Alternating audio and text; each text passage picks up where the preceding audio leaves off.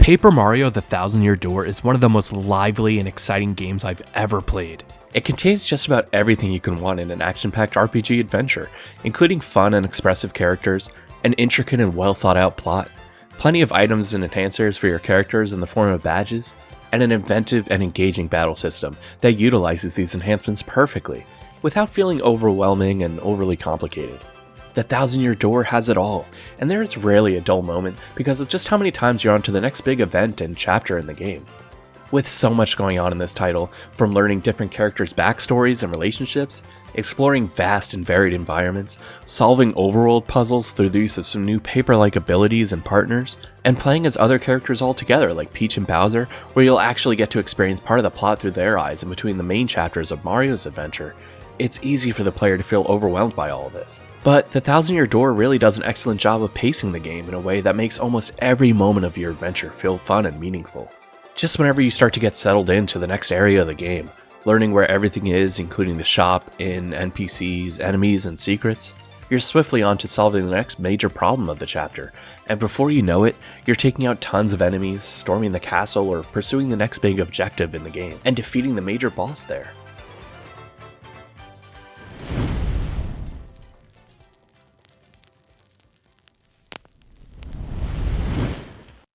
Holy crap, 11,000 views on my Tomb Raider 1 video as of recording this. I absolutely cannot believe this video has blown up as much as it did on my channel, and I am immensely grateful for all the amazing support and comments that I've gotten on that video in only 3 months. So I'll certainly keep the videos coming, slowly but surely, but thank you so much for everyone's patience, and if you haven't yet subscribed, please consider doing so to never miss out on my next upload. Now, on to the video.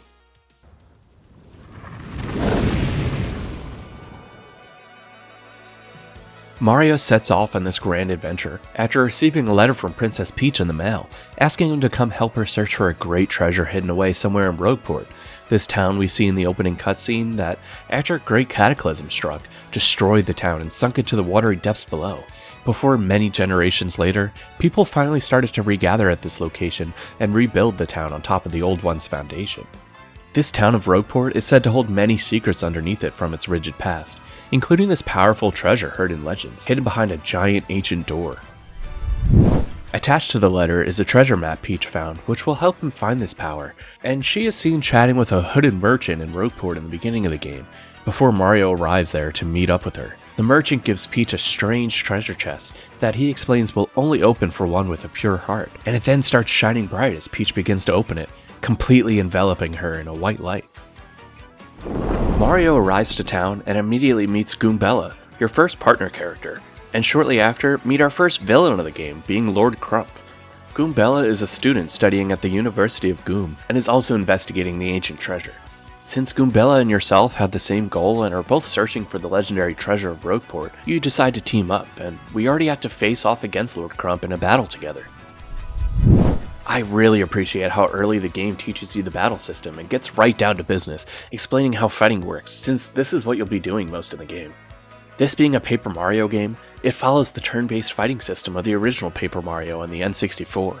You can either jump on enemies in classic Mario-like fashion, or bash them with your hammer, both of which allow for the perfectly timed action commands introduced in Super Mario RPG, hitting A at the exact right moment Mario hits an enemy, granting you extra damage or extra defense depending on if you also hit A to block an enemy's attack. Certain enemies are flying or just floating high up in the air like Paracoopas and Boos, so they require using your jumps.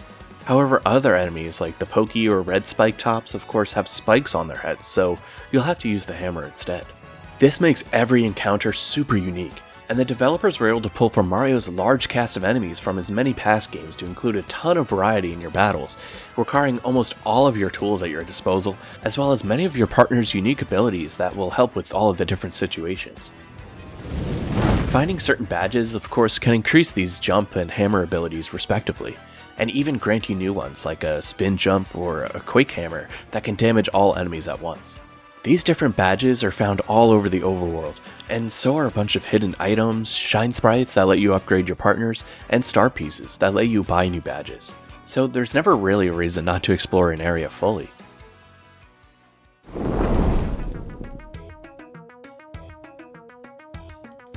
After meeting up with Professor Frankly, Goombella's old professor from the University of Goom. He decides to help us search for the legendary treasure, showing us the way down to the ancient depths of Rogueport through some green pipes in the ground that leads us to the Thousand-Year Door. And displaying Mario's map in front of it reveals to us the first location of one of the crystal stars, one of the 7 keys needed to open the Thousand-Year Door.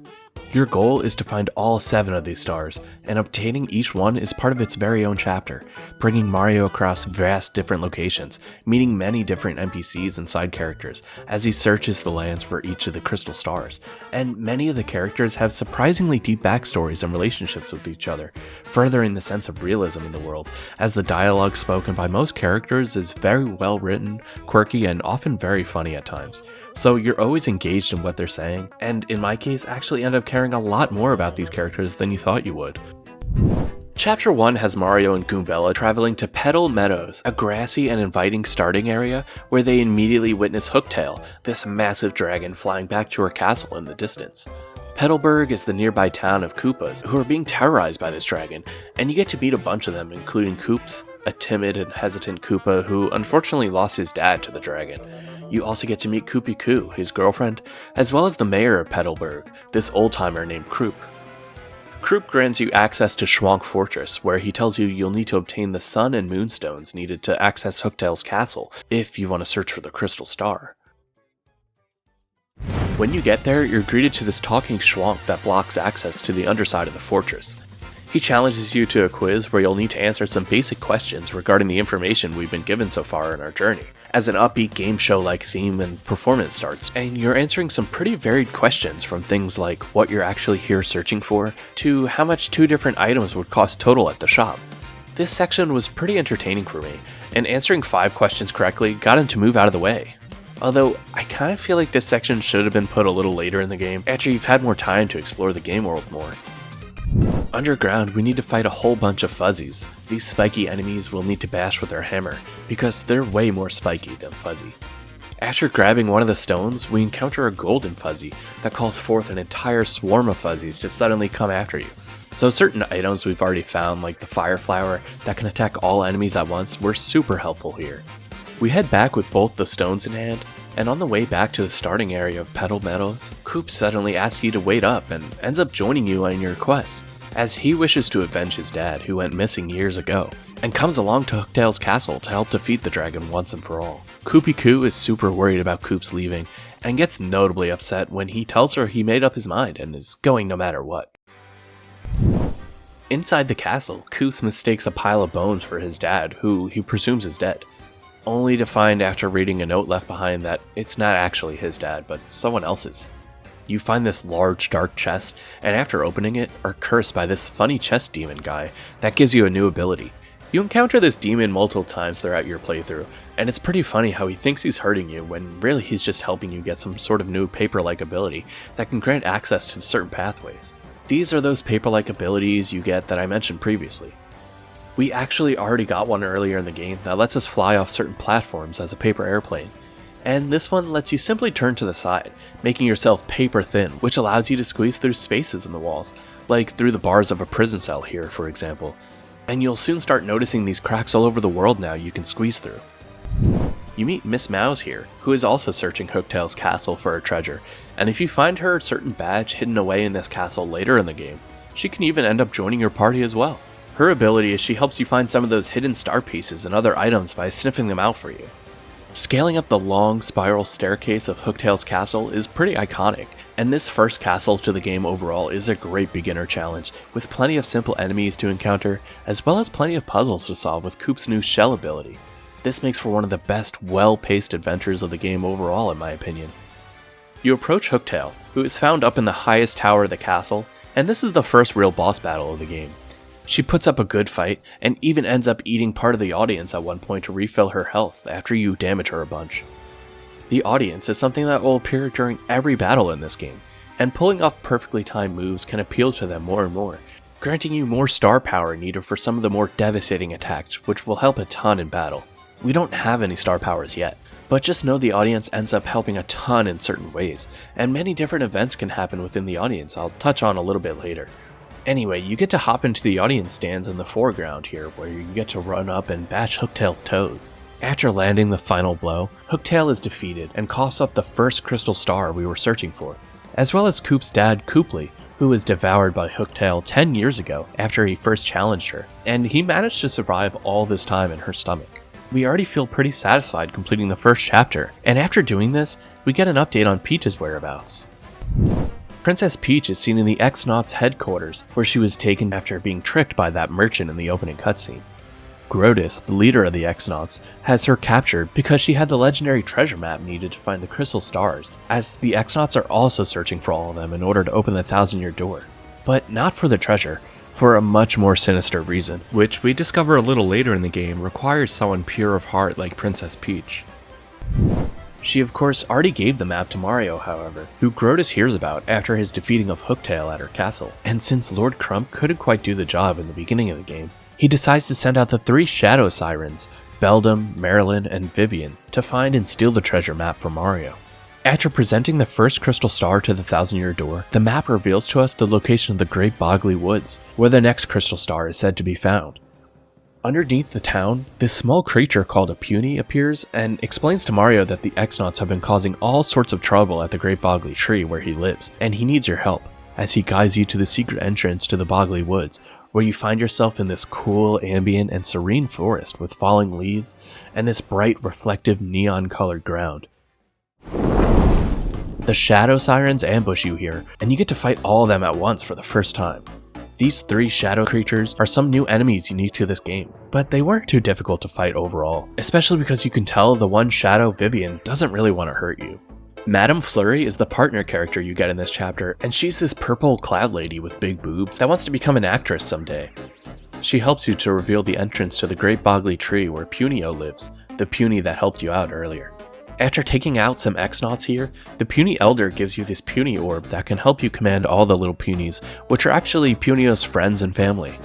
You use them kinda like Pikmin, as they follow you around and help you open different pathways to break down doors, depending on if you have enough of them. After freeing a bunch of Punies, including Punio's sister from this prison on the upper levels of the Great Boggly Tree, you eventually collect a total of 101 of them, which you'll need in order to win against the Jabby army. These little fly guys that have taken over the tree with their hives, and by having more Punies overall than the Jabbies you're fighting, you're able to have your army overwhelm them and take down theirs, destroying their hive completely. Lord Crump shows up again, and this time you have to take him out in this big mech he's operating, called Magnus von Grapple. I used my multi-bounce move here a bunch, since his arms detached and would hover in the air before his next turn, allowing for me to jump across both of them and damage his head. Lord Crump acts as the final boss to this chapter, and defeating him grants us the next crystal star. Although, I will say I'm not too fond of this boss fight, and would have preferred someone else, and I will say the pacing of this chapter overall feels a little bit off, despite the cool aesthetics and mechanics found here. Before you know it, you're controlling Bowser, and he gets wind of the fact that Peach was kidnapped by someone other than him a little bit earlier in the game. And this of course makes him mad, and he gets his ass in gear to search for her. And it's pretty funny how he's always just one chapter behind the one you just completed, trying to pick up the pieces of where she may be. And he's even seen talking to a poster of Princess Peach in Petalburg in the next cutscene that he somehow mistakes for her. Mario discovers Glitzville on the map next, this floating island high above the clouds where people go to watch fights between the contestants in a big arena. You need a blimp ticket though, so you can ride the blimp up to Glitzville. And after finding a secret area behind the shop, meet up with this mob boss Pianta guy named Don Pianta, who is looking for his daughter, who's trying to run away with one of his employees to go get married. It's kind of funny how you're suddenly brought into the middle of this debacle, and of course it's up to you to find her and bring her back in exchange for the blimp ticket. These two are named Francesca and Frankie, and you can find these lovebirds by the docks. We finally arrive in Glitzville, and it's this super exciting floating city with a lot going on around you, and flashing lights everywhere. The arena is called the Glitz Pit, and we get to see Rockhawk for the first time, the toughest fighter in the pit, that challenges anyone to take him on, flashing his golden belt around, which actually contains the next crystal star on it. Mario decides to join the Glitz Pit, and you meet Grubba, who runs the pit, and he takes you back to the minor league room, where you can relax before each match. Here you meet King K, this cool Koopa guy that becomes your friend. You have to take on match after match against different enemies with specific precautions in an all-out gauntlet. For example, you may need to appeal to an audience at least once in a match, or you may need to fight without using FP for another. They're a bit random, and these matches can be a bit repetitive, fighting against random enemies over and over, but you eventually discover an egg outside the pit by this hot dog stand where, after flying over to it and talking to it, get it to follow you around.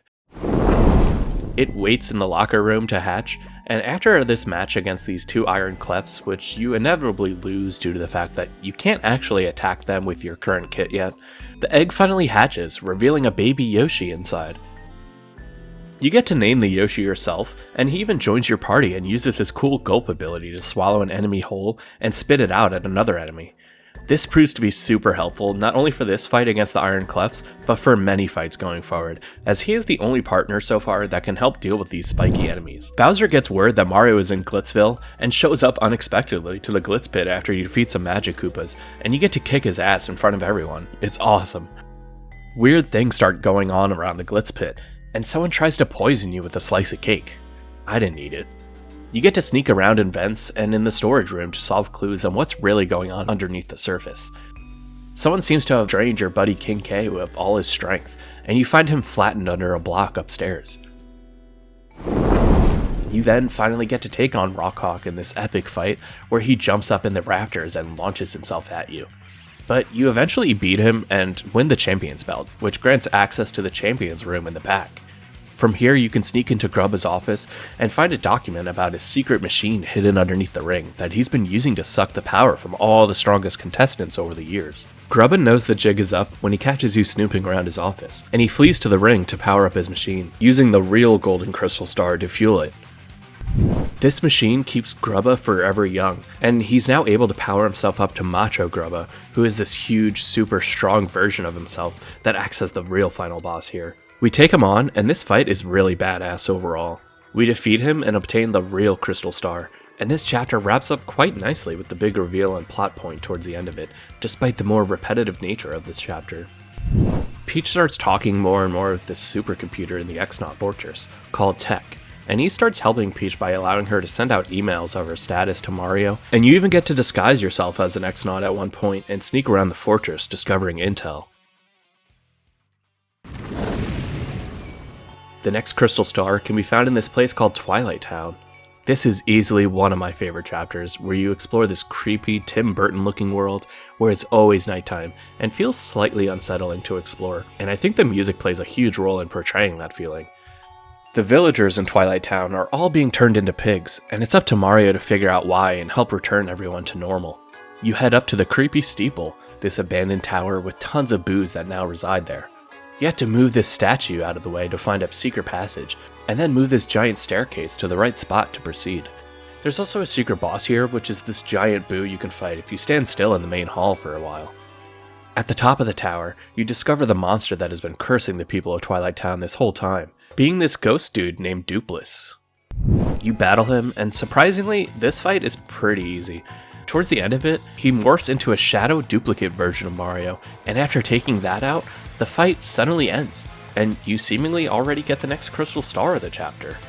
Something seems off with Mario, however, and you realize that the Mario we know is actually being possessed by Dupless now. He disappears off screen, and you actually get to play as the Shadow Mario he created just before the end of the fight. I grinded some enemies on my way back to Twilight Town, and used my Super Hammer move on these guys to damage the enemies behind them as well. Dupless is waiting for you in Mario's body near the town, and he tells you he'll give you your body back if you manage to guess his real name.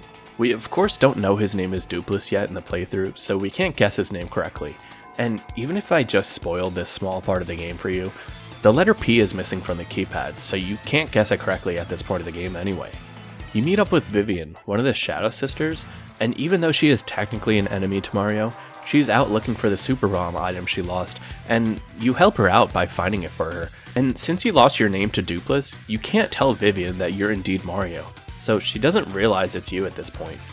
You guys team up, and you're now able to sneak into Dupless's secret hideout underneath the steeple, using Vivian's Veil ability, which hides you in the shadows. And you'll need this ability to listen to Dupless's bird and find that missing letter P in a chest. You're now able to guess Dupless's name correctly, and he freaks out and runs away back to his room in the steeple when you do. You have to fight him again, only this time it's harder because he's using your body as a vessel, and so he can use your moves. And also because your partners are fighting with him now, since they still believe he's the real Mario. I managed to take him out with the help of Vivian, who has some cool flame attacks that will help a lot with burning enemies each turn and are great for attacking multiple enemies at once. We finally take out Dupless once and for all and get the ruby red crystal star. Like I said earlier, each star gives you a different star power ability for battles in this game, and this one was Art Attack, a pretty devastating attack that works by circling a line around multiple enemies to damage them all at once. Peach finds out about the X-Naught's plan in all this by turning herself into an X-Naught herself with the help of Tech and eavesdropping on the leader Grotus. She learns some critical information in the plot and informs Mario through email that the legendary treasure we're trying to obtain is actually the spirit of a demon, and that the X-Naughts plan to use this demon's power to take over the world. They need the crystal stars to open the door and break the seal keeping the demon away, but we can also use the stars to reseal the door if we have them in our possession. Professor frankly informs us that the seal keeping the demon at bay will fail after 1,000 years, and unfortunately this is the year it will break free, so regardless of the X-Naught's plan, obtaining the rest of the crystal stars and resealing the beast away becomes our goal now. We present our new crystal star to the door, and the location of the next one ends up leading us to the Rogueport Inn, where we can find this dude named Flavio at the bar that speaks of a pirate king's treasure hidden on this far-off island called Keelhaul Key. He believes we can find it with the help of his family's heirloom, and we of course want to tag along on his voyage so we can find the next crystal star, also located on Keelhaul Key. We're tasked with finding a navigator for the trip, and the bartender tells us of this old sea dog named Admiral Bobbery who could be of use to us. Bobbery, much like the other characters in this game, has a surprisingly rich and deep backstory, and we learn that he has sworn to never sail the seas again due to his wife suddenly passing from an illness in the past while he was away on a voyage. Bobbery blames himself for not being home during his wife's illness, and the bartender gives us a letter to deliver to Bobbery from his deceased bride that he was too cowardly to deliver himself after all these years. I like how the game suddenly throws some more lore at you in between the chapters like this. These characters having deep, troubled pasts make them more interesting and relatable, and ultimately helps make the world more believable and engaging to navigate, knowing these side characters have real motivations and reasons for their actions. We deliver the letter from his wife Scarlet, and this was always meant to be presented to him if he lost his love for the sea, and began to blame himself for her passing. This letter really inspires Bobbery to get back out and do what he loves most, sailing the seven seas hunting for pirate treasure. The full crew is now ready to disembark from the docks of Rogueport, and we can see Lord Crump has disguised himself as a crew member, so he can infiltrate this voyage. Many months of sailing pass, until one day, after hearing another long drawn-out story of Flavio's so-called brave adventures, these fire ghosts called Embers suddenly appear and start attacking your ship all at once. The crew is overrun, and these Embers end up capsizing the ship, sending everyone to the ocean, where they eventually wash up on the shore of Keelhaul Key. After a while, the now island-dwelling Mario sets out for search of Bobbery, who has been missing from the rest of the crew, now established here with the help of some broken ship parts. I used my new art attack on some of the wildlife to take them out quickly. Next I met up with Bobbery, and there's this big dramatic scene where he thinks he's just about dead, and after getting him a bottle of his favorite soda as part of his final request, he perks right up and is raring to go as if nothing was ever wrong. Admiral Bobbery is now a permanent member of your team, and you can use his bomb attack to blow up certain walls like this. With the help of him and Flavio's heirloom, you're able to open up a secret entrance to Cortez's cave, where you get to explore this cool flooded cavern, where you learn a new paper ability, being able to turn yourself into a paper boat. You can now access certain areas that were once out of sight, out of mind, by utilizing these platforms. You eventually discover a shipwrecked crew of yellow toads who have been trapped here in the cave for months. You help set them free and find out Don Pianta's daughter, Francesca and Frankie, were amongst the crew stranded with them. They tell you Cortez's treasure is just ahead, and guarded by his spirit, who actually originally trapped them on the raft. I took him on, and this fight is pretty engaging. He has 4 different weapons that take turns attacking you, and I mainly took him out by using Bobbery's Bomb Rush ability that could damage all of his weapons at once, including Cortez's floating head, and I finished him off with a nice spin jump. Finally, Cortez tells you that you can't even kill him anyway because he's already dead, and Mario tells him that he's not even interested in his full treasure, unlike Flavio, and just wants the crystal star in the pile. Cortez has no problem giving this up, and you officially obtain the 5th crystal star. Blavio convinces Cortez to let you use his ship to sail your crew and all the Toads back to Rogueport in exchange for his sacred heirloom originally taken from Cortez centuries ago. This happens at the perfect moment too, as Keelhaul Key is suddenly ambushed by tons of X-Nauts. The two ships crash into each other, and you get to fight Lord Crump once again, with a huge group of X-Nauts this time at his command, and you need to take them all out at once. I really like this chapter overall, not just due to my natural bias towards anything that speaks of the open ocean or living on an island, but because of all the plot twists of Bobbery almost dying, exploring a secret long-lost cavern with a unique puzzle to reveal the entrance, helping a crew of stranded sailors, taking out this badass skeleton Cortez in an epic boss fight, and of course with the unexpected bonus boss fight against Lord Crump and the X-Nauts in this intense naval combat scene. Back at the X-Nauts fortress, Tech teaches Peach how to concoct a potion that can turn her invisible, allowing her to sneak into Grotus' office and steal a data disk from his files. This is an encrypted file that Tech needs to decipher for a while in the story, that teaches him of the X-Nauts' plan to use Peach as a vessel for the 1,000-year-old demon. The Crystal Star reveals to Mario the location of the next star being in Poshley Heights, a place you can only get to by train. We see Beldam, the leader of the Shadow Sirens, on our way there, and she said she's going to beat you to Poshley Heights to nab the next star before you can. We hop on the XS Express, a train where this detective penguin guy named Pennington calls forth a mystery after a pot of stew suddenly goes missing. This mystery is pretty easy and obvious, as this big fat toad guy stole it because he was simply hungry. However, there are a bunch of other mysteries and missing items you'll need to solve and find for the various passengers, and to be honest, this chapter kind of drags on a bit too much for my liking, and slows down the pacing of the game quite a bit, with how you need to keep traversing all over the train, back and forth speaking to different NPCs at the right times, to get more and more clues to find certain items, like a lost diary, or earrings for example. It's kind of funny how Pennington isn't a very good detective after all, so you have to just go around solving all the mysteries for him, and he even mistakes you for your brother Luigi, and just calls you this now for the rest of the game. You arrive at Riverside Station, where the bridge to proceed to Poshley Heights is up, and the chapter starts to pick up a little bit now by allowing you to explore a brand new area inside this big clock tower, where there's a lot of machinery, and you have to solve different puzzles, like jumping across these giant cogs, and you get to fight some cool cloud enemies called Rough Roughs in order to find this switch to lower the bridge. You learn the spring jump here, which allows Mario to spring up high in the air, and after taking out these new enemies called Smorgs, finally get to lower the bridge and return on board the XS Express to continue your journey. After a few more days on board, you discover the train has been completely overrun by tons of Smorgs that have sneaked on board after our trip to Riverside Station. You have to clear out a bunch of them in each train car, and even save some of the passengers on board before heading to the rooftop to find thousands of them swarming the whole train. There's one giant Smorg miasma comprised of tons of smaller Smorgs, and this is the final boss of the chapter. I definitely struggled with this boss fight a little bit, and he uses some of the passengers as weapons, and has many different attacks ranging from ones that can attack you as well as ones that damage both you and your partner. But I ultimately took him out thanks to some well-timed hammer bashes, many of Bobbery's Bomb Squad bombs, and used the Earth Tremor star power, which I felt helped a lot in this fight and many others so far in the game. It's one of my favorite star powers as it can be used quite frequently, only costing 2 star points. We finally arrive in Poshley Heights, a small upper-class town with nice-looking buildings where some of the passengers we met live. Inside this big building called Poshley Sanctum, we find the 6th crystal star, the Garnet Star, being taken by Beldam and her goons right in front of us.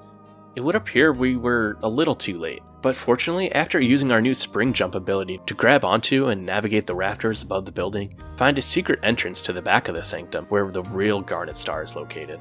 The one Beldam grabbed was simply a fake display star meant for tourists, while Pennington tells us the real star was hidden back here all along.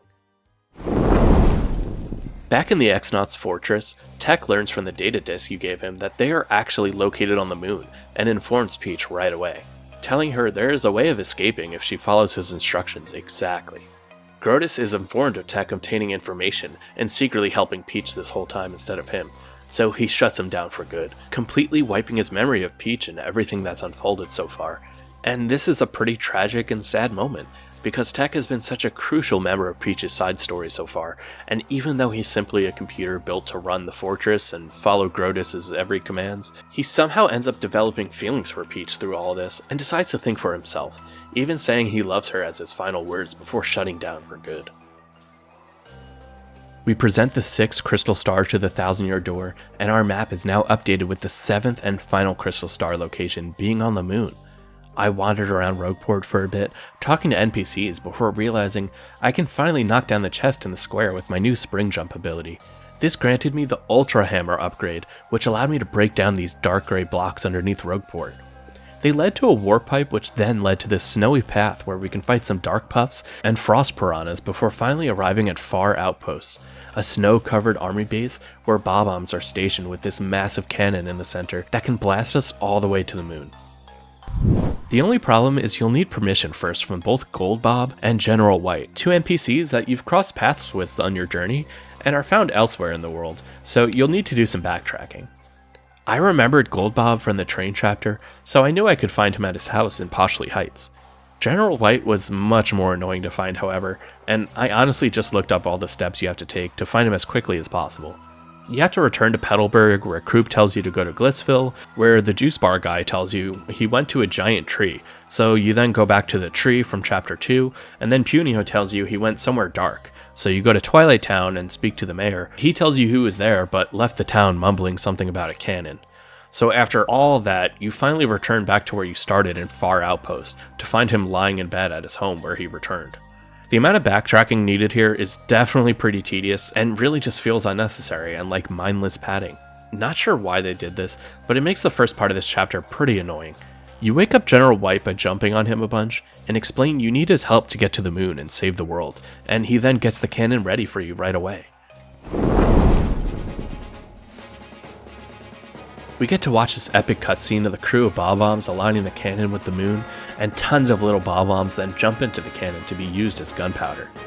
We get blasted all the way to the moon, and we see all the little bob-ombs then floating down on parachutes after a massive explosion in the barrel of the cannon. Now that we've arrived on the moon, we can explore the outside area and level up Mario a bit by fighting some enemies like these moon clefs, before finally discovering the X-Naut's fortress off in the distance. Inside, we explore and find a teleporter back to Rogueport, which will definitely come in handy later. We infiltrate the fortress more and find an access code into Grotus's office. The rest of the fortress is a dungeon in and of itself, requiring you to hop across different cogs in the background and foreground to hit switches and access new pathways. We eventually reach Lord Crump, who is waiting for you in an upgraded Magnus von Grapple 2.0 suit that can suck up the audience and shoot them at you like this. I kick his ass, and defeating him gave us the 7th and final crystal star, and although this is somewhat a triumphant victory, you discover Peach has been taken elsewhere along with Sir Grotus, and nowhere to be found in the fortress. Back to Bowser's story, we get to play as him again right after he arrives in Poshley Heights. You talk to some of the locals, and nobody really seems too fazed by the appearance of the great king of evil in town. You head into the Poshley Sanctum, and of course Bowser falls for the fake counterfeit crystal star on display. He then catches wind of Mario's progress of obtaining all the crystal stars now, and heads right to the Thousand-Year Door at once. Somehow Tech is still intact after the generator kicks in, and we're able to use the very last of his power to send us home through the teleporter. Finally, we present the 7th and final crystal star to the door, and all 7 of them are now fully ready to unlock the Thousand-Year Door.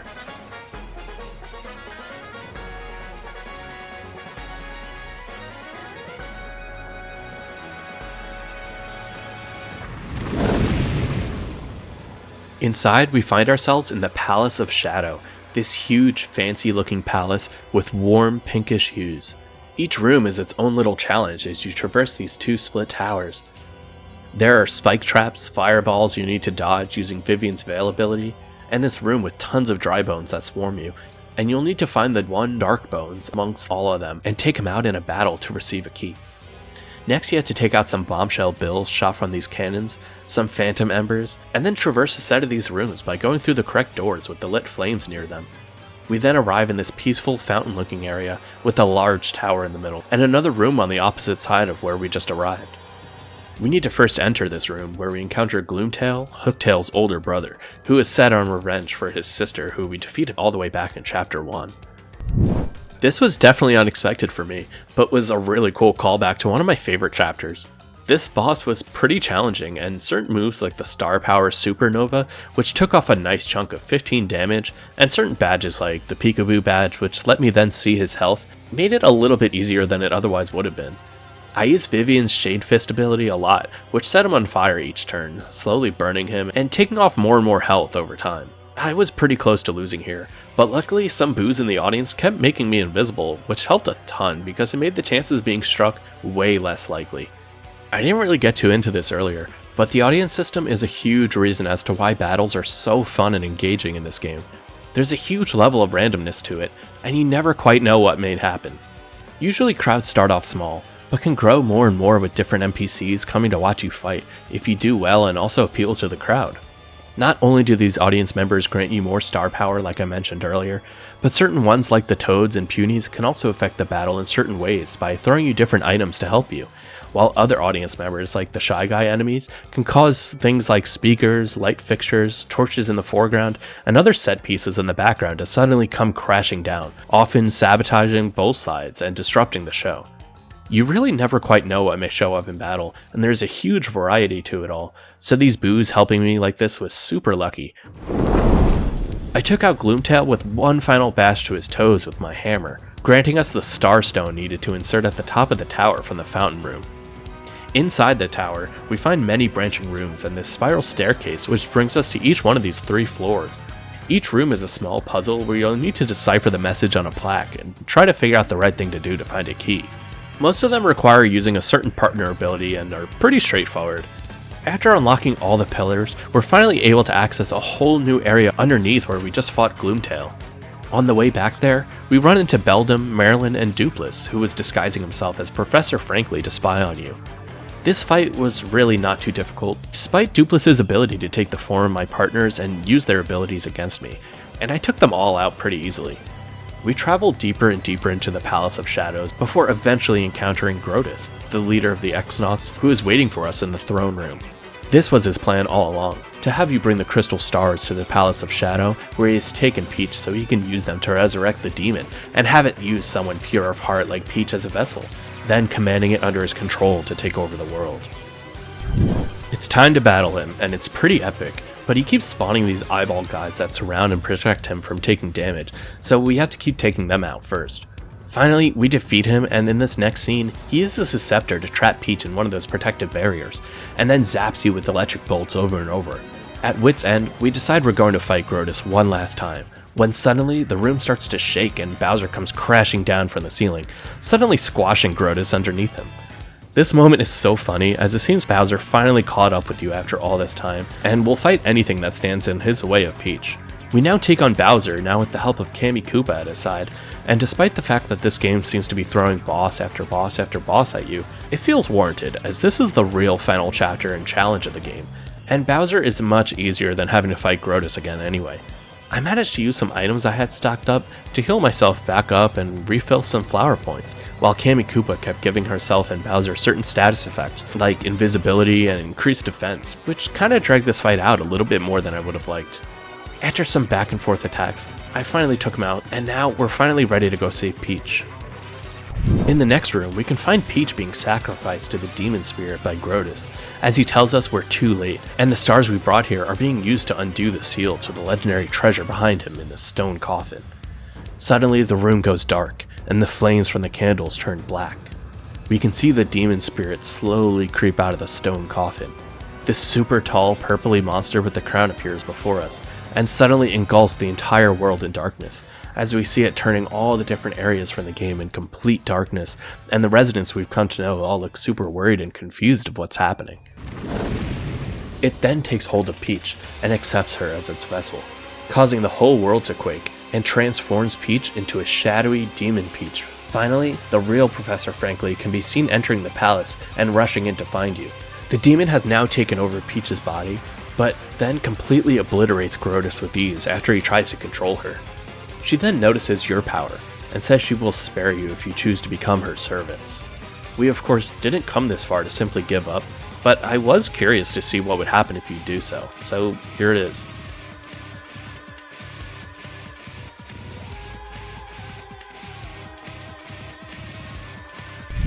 Anyway, we choose to fight, and I must admit, this fight was really tough. At first, I figured I probably had this fight down. You just kinda attack her in her first phase as the Shadow Queen for a bit, but then she soon takes on her demon form, which you can't even do damage to at first. She uses her demon hands to grab the audience members and heal herself back to full health. Suddenly, the crystal stars start to glow and spin and appear around the noose in the middle of Rogueport, before shooting off in different directions, back to the areas where they were first found, as each one appears to light up the darkness in each respective area from each of the chapters. All the residents realize Mario's dilemma, and all start to cheer him on from around the world. These encouragements start emanating around the room, and suddenly a bright light appears around the demon spirit as Princess Peach is able to appear before us from within the Shadow Queen for a few seconds. She calls out to you and grants us the last of her power, and thankfully this refills all of our HP, FP, and star power. This also allows us to finally attack the beast, and at this point I figured I could win if I just held out long enough. I use Bobbery's bomb squad a lot here to try and deal with the multiple hands that she uses to drag us to the underworld, as well as the Demon Queen herself, all at the same time. But I realized in the end, I just wasn't doing enough damage consistently in relation to the massive amounts of damage I was taking, and found myself losing to this boss, although I did get very close to beating her multiple times. I would use the Supernova star power, and switch to using Vivian to use fiery drinks to deal with the hands and burn all the units over time. Only for the Shadow Queen to take me out in the end after I exhausted all of my star abilities, special attacks, and items. Seriously, I was stuck here for a while and needed a new strategy. So I asked my friend one day for advice, and he mentioned leveling up my partners again, which I thought I did. And yeah, I had no clue you could level up your partners a second time. So I just looked up how to do that, and minor spoilers, you just had to blow up this wall in Hooktail's castle with Bobbery to find an up arrow that you then show to Merlin the wizard, and this reminds him of an artifact he has in the attic that can boost your partners a second time. So I did that, and definitely wanted to go with the next one for Miss Mouse first. It allowed her to boost Mario's HP, and then I upgraded Flurry, who could use Dodgy Fog to make Mario more dodgy and harder to hit. And then I upgraded Bobbery, who could do a big ol' Bob-omb blast and attack all enemies at once. I saw Goombella had a move that can increase Mario's turn by 1, so I also got that one too. I then went and fully stocked myself up on all the best items I could buy in Rogueport, like super mushrooms, maple syrups, and shooting stars to keep myself going for a while. I finally returned to the Shadow Queen, raring to give it another try, and also used my friend's advice of using the Art Attack star power instead of Supernova, as it costs less star power, and you could do a good amount of damage to all enemies as well with it if you manage to draw enough circles around them in time. And I also used the Spin Jump ability way more, which did a good chunk of damage consistently. I also made Mario dodgy often with Flurry's new ability, and made sure to use Veil with Vivian to hide in the shadows with Mario right before the demon's next big attack. I would then use Bobbery's Bomb-omb Blast to attack the Shadow Queen and her hands, and use some items here and there for some extra HP mainly. This fight was much better now, and so much easier with the new tools at my disposal, and I felt way more equipped for the fight this time. I finally finished her off with a nice spin jump, and cheered when finally defeating the boss once and for all, who slowly crumbled and faded away into smoke, as Beldam, Marilyn, and Dupless flee from the room terrified of what they just witnessed. Mario is finally reunited with Peach once and for all, and Peach seems to somehow be totally fine after all this. Professor Frankly finally catches up with you and shows you this cool treasure chest he found along the way. He thinks it's the legendary treasure, as he seems to be completely oblivious to what we all just went through. The game fades to white, and Mario and Peach are then seen leaving Rogueport in the next scene, saying goodbye to all of your friends you've made along the way. This moment definitely feels heartwarming, and I would say the partner characters add a ton of charm and personality to the game, and you really start to now reminisce on all the fun journeys you've been on, and all of the cool chapters each partner played a crucial part in. Mario and Peach then sail into the Great Sea to return to their homes at last. Peach tells you how scared she was being kidnapped on the moon, and how Tech really was there for her and made her feel better through it all. Suddenly, the bright sunset in the distance starts to shine, as Mario and Peach look back onto Rogueport shining in the distance. This is a beautiful send-off to an extremely satisfying, well-paced adventure with tons of stuff to see and do, and I didn't even touch on some of the other additional stuff like gambling at the Pianta Parlor, taking on all the side jobs available at the job center, helping out certain residents and finding secret badges, finding all the star pieces and shine sprites hidden all over the game, and of course taking on the Cave of 100 Trials. I only got to level 50 by the way. Luigi is seen sitting with Mario at the table in their house, as Mario just finished retelling the entire story of his adventure to his brother. Suddenly, Goombella emails you and tells you her research with Professor Frankly continues, as they discovered tons of additional hidden Rogueport lore, and even says she'll tell you what was inside the chest that Professor Frankly found the next time you come to visit. It's a dried mushroom, by the way. Goombella then goes on to tell you what all of your friends have been up to. Koops now wants to become the mayor of Petalburg and is living peacefully in his home village. Flurry is performing on stage in a recreation of Mario's adventure called Paper Mario, and Miss Mouse is still running the badge shop in Rogueport and sometimes transforms into a badge ninja in search of hidden badges. Princess Peach shows up and tells us Toadsworth found a treasure map to a real treasure this time, as Mario looks shocked to suddenly be rushed off to a brand new adventure once again. The book closes and ties a nice ribbon on the end of a truly fantastic Mario adventure.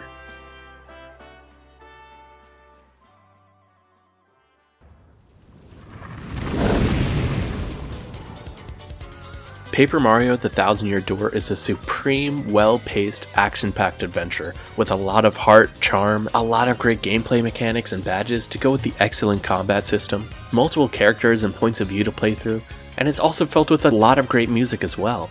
There's just so much to love here, and needless to say, The Thousand-Year Door is an incredible package and my personal favorite Paper Mario game.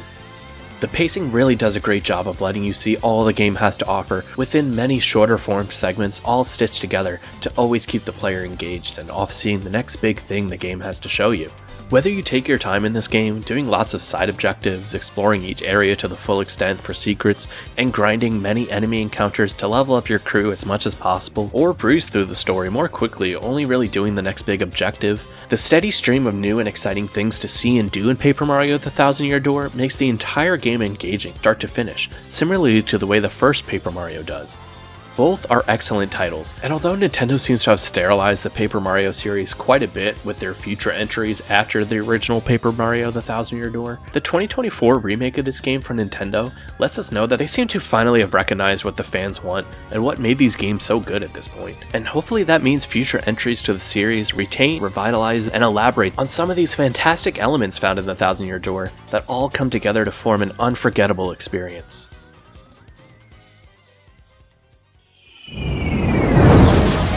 Thanks for watching, and don't forget to hit the like, subscribe, and bell notification icons so you can stay up to date on all my future videos.